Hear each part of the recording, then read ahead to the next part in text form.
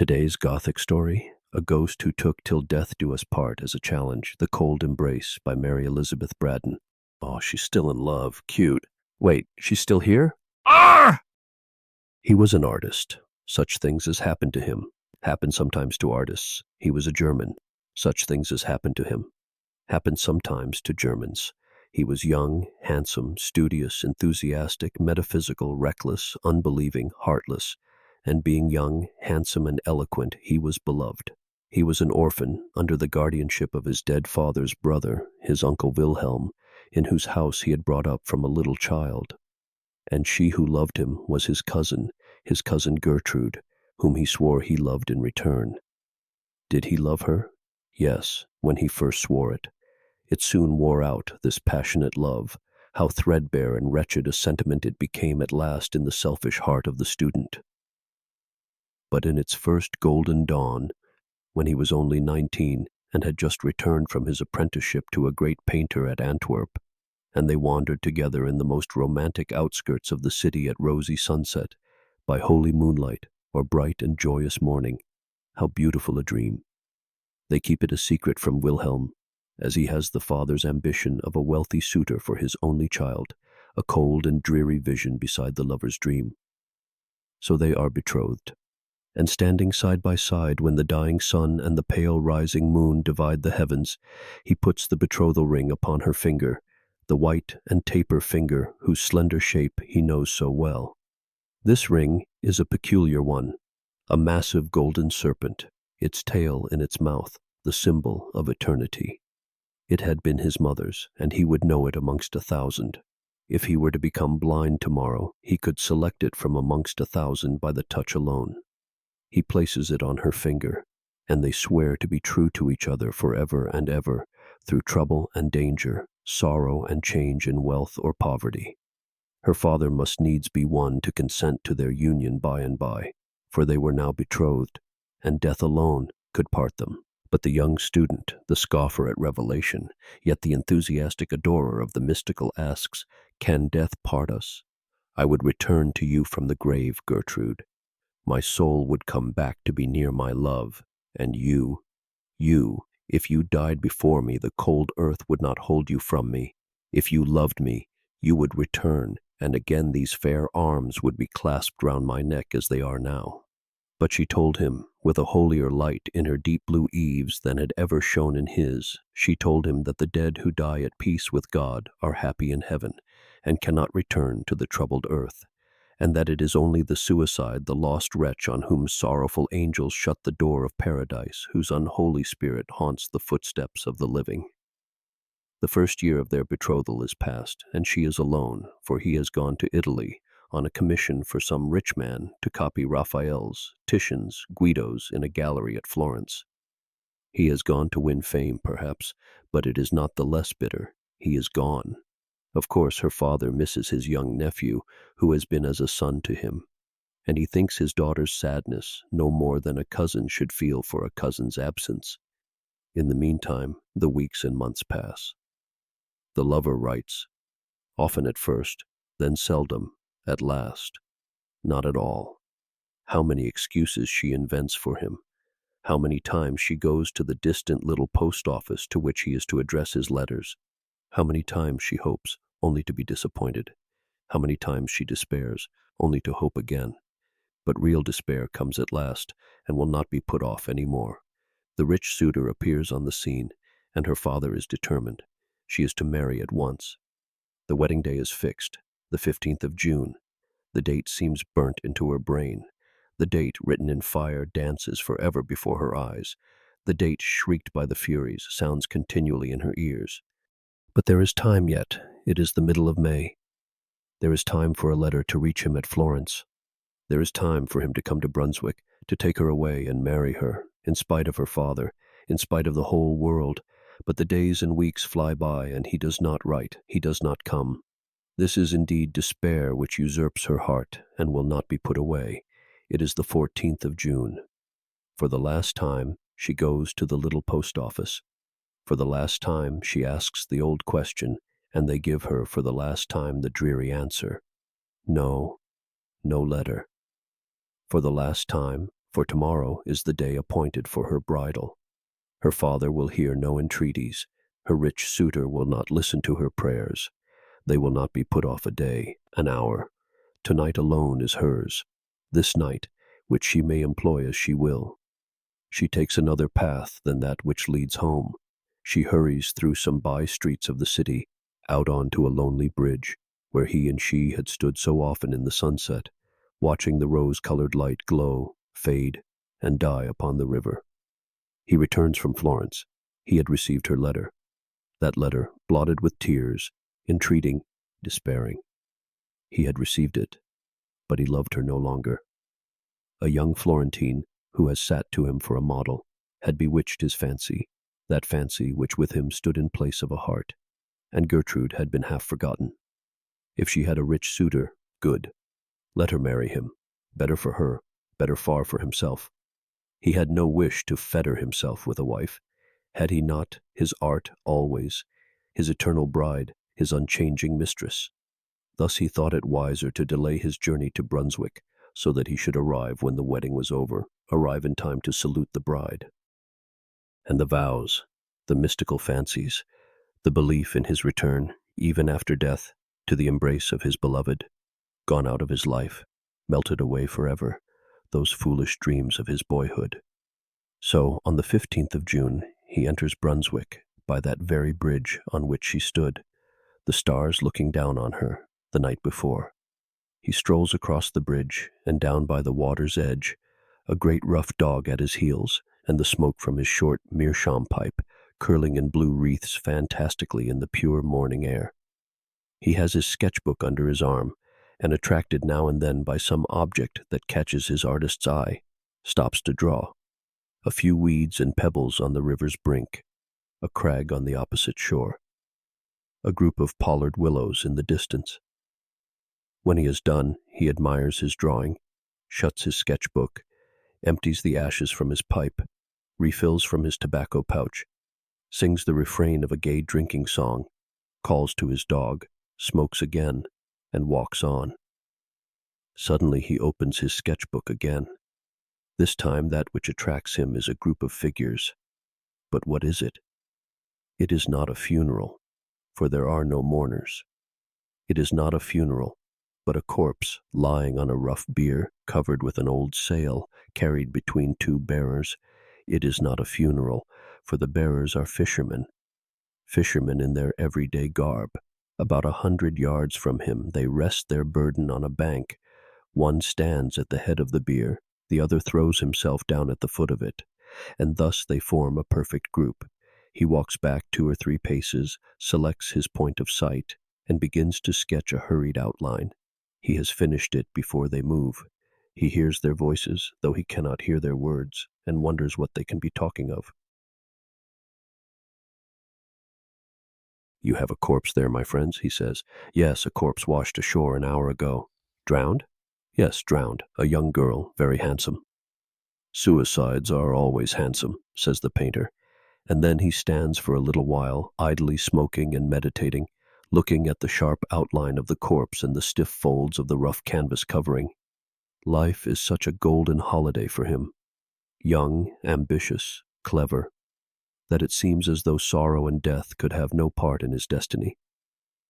At last he says that, as this poor suicide is so handsome, he should like to make a sketch of her. He gives the fishermen some money, and they offer to remove the sailcloth that covers her features. No, he will do it himself. He lifts the rough, coarse, wet canvas from her face. What face? The face that shone on the dreams of his foolish boyhood. The face which once was the light of his uncle's home. His cousin Gertrude, his betrothed. He sees, as in one glance, while he draws one breath, the rigid features, the marble arms, the hands crossed on the cold bosom, and on the third finger of the left hand, the ring which had been his mother's, the golden serpent, the ring which, if he were to become blind, he could select from 1,000 others by the touch alone. But he is a genius and a metaphysician. Grief, true grief, is not for such as he. His first thought is flight. Flight anywhere out of that accursed city, anywhere far from the brink of that hideous river, anywhere away from remorse, anywhere to forget. He is miles on the road that leads away from Brunswick before he knows that he has walked a step. It is only when his dog lies down panting at his feet that he feels how exhausted he is himself, and sits down upon a bank to rest. How the landscape spins round and round before his dazzled eaves, while his morning's sketch of the two fishermen and the canvas-covered bier glares redly at him out of the twilight. At last, after sitting a long time by the roadside, idly playing with his dog, idly smoking, idly lounging, looking as any idle, light-hearted traveling student might look, yet all the while acting over that morning's scene in his burning brain 100 times a minute. At last he grows a little more composed, and tries presently to think of himself as he is, apart from his cousin's suicide. Apart from that, he was no worse off than he was yesterday. His genius was not gone. The money he had earned at Florence still lined his pocketbook. He was his own master, free to go whither he would. And while he sits on the roadside, trying to separate himself from the scene of that morning, trying to put away the image of the corpse covered with the damp canvas sail, trying to think of what he should do next, where he should go, to be farthest away from Brunswick and remorse, the old diligence comes rumbling and jingling along. He remembers it. It goes from Brunswick to Aix-la-Chapelle. He whistles to his dog, shouts to the postilion to stop, and springs into the coupé. During the whole evening, through the long night, though he does not once close his eyes, he never speaks a word. But when morning dawns and the other passengers awake and begin to talk to each other, he joins in the conversation.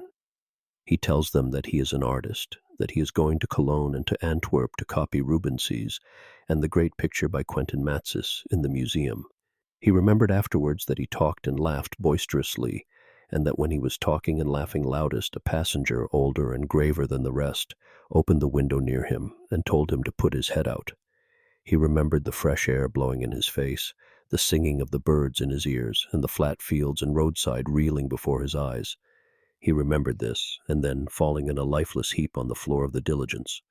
It is a fever that keeps him for 6 long weeks on a bed at a hotel in Aix-la-Chapelle.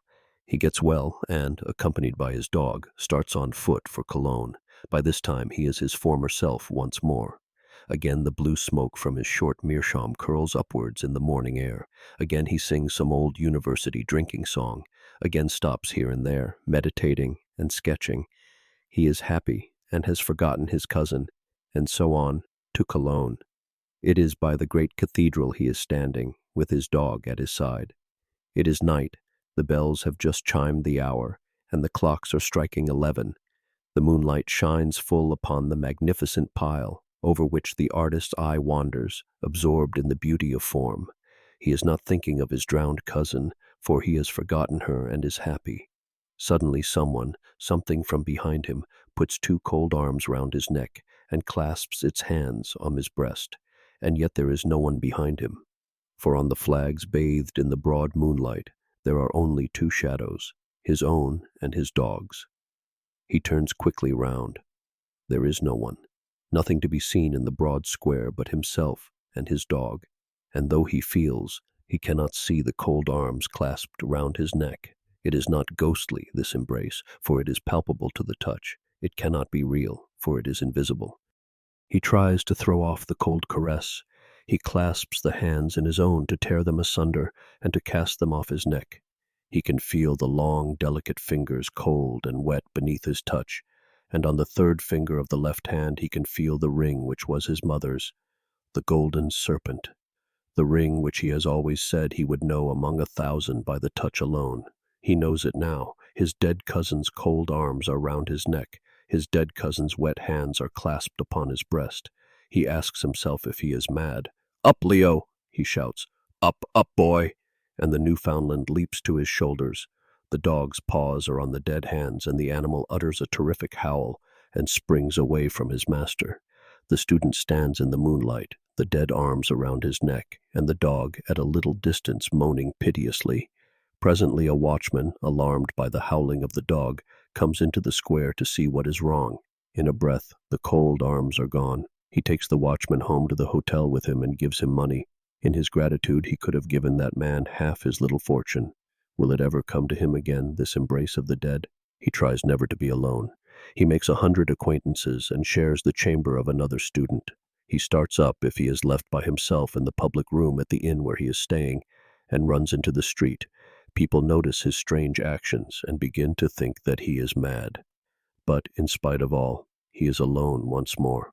For one night, the public room being empty for a moment, when on some idle pretense he strolls into the street is empty too, and for the second time he feels the cold arms round his neck. And for the second time, when he calls his dog, the animal slinks away from him with a piteous howl. After this he leaves Cologne, still traveling on foot. Of necessity now, for his money is getting low. He joins traveling hawkers, he walks side by side with laborers, he talks to every foot passenger he falls in with, and tries from morning till night to get company on the road. At night he sleeps by the fire in the kitchen of the inn at which he stops. But do what he will, he is often alone, and it is now a common thing for him to feel the cold arms around his neck. Many months have passed since his cousin's death, autumn, winter, early spring. His money is nearly gone, his health is utterly broken. He is the shadow of his former self, and he is getting near to Paris. He will reach that city at the time of the carnival. To this he looks forward. In Paris, in carnival time, he need never surely be alone, never feel that deadly caress. He may even recover his lost gaiety, his lost health, once more resume his profession, once more earn fame and money by his art. How hard he tries to get over the distance that divides him from Paris, while day by day he grows weaker and his steps slower and more heavy. But there is an end at last. The long dreary roads are past. This is Paris, which he enters for the first time. Paris, of which he has dreamed so much. Paris, whose million voices are to exorcise his phantom. To him tonight Paris seems one vast chaos of lights, music, and confusion, lights which dance before his eyes and will not be still, music that rings in his ears and deafens him, confusion which makes his head whirl round and round. But in spite of all, he finds the opera house where there is a masked ball. He has enough money left to buy a ticket of admission and to hire a domino to throw over his shabby dress. It seems only a moment after his entering the gates of Paris that he is in the very midst of all the wild gaiety of the opera house ball. No more darkness, no more loneliness, but a mad crowd, shouting and dancing, and a lovely debardeuse hanging on his arm. The boisterous gaiety he feels surely is his old light-heartedness come back. He hears the people round him talking of the outrageous conduct of some drunken student, and it is to him they point when they say this to him, who has not moistened his lips since yesterday at noon, for even now he will not drink. Though his lips are parched and his throat burning, he cannot drink. His voice is thick and hoarse, and his utterance indistinct. But still, this must be his old light-heartedness come back that makes him so wildly gay. The little debardeuse is wearied out. Her arm rests on his shoulder heavier than lead. The other dancers one by one drop off. The lights in the chandeliers one by one die out.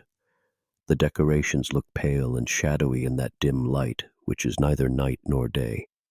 A faint glimmer from the dying lamps, a pale streak of cold gray light from the newborn day, creeping in through half-opened shutters. And by this light the bright-eyed debardeuse fades sadly. He looks her in the face. How the brightness of her eyes dies out. Again he looks her in the face. How white that face has grown. Again, and now it is the shadow of a face alone that looks in his. Again, and they are gone. The bright eyes, the face, the shadow of the face. He is alone, alone in that vast saloon. Alone, and, in the terrible silence, he hears the echoes of his own footsteps in that dismal dance which has no music but the beating of his breast. For the cold arms are round his neck, they whirl him round, they will not be flung off or cast away. He can no more escape from their icy grasp than he can escape from death. He looks behind him. There is nothing but himself in the great empty cell, but he can feel, cold, deathlike, but how palpable, the long, slender fingers, and the ring which was his mother's. He tries to shout, but he has no power in his burning throat. The silence of the place is only broken by the echoes of his own footsteps in the dance from which he cannot extricate himself. Who says he has no partner? The cold hands are clasped on his breast, and now he does not shun their caress. No, one more polka if he drops down dead. The lights are all out, and half an hour after, the gendarmes come in with a lantern to see that the house is empty. They are followed by a great dog that they have found seated howling on the steps of the theater. Near the principal entrance, they stumble over the body of a student who has died from want of food, exhaustion, and the breaking of a blood vessel. And with his death, we reach the end of this story. I guess, never make a promise you can't keep. You never know what happens if you don't fulfill your end of the promise. It may or may not come back to haunt you, whether in the form of an embrace, a ghost, or a scream.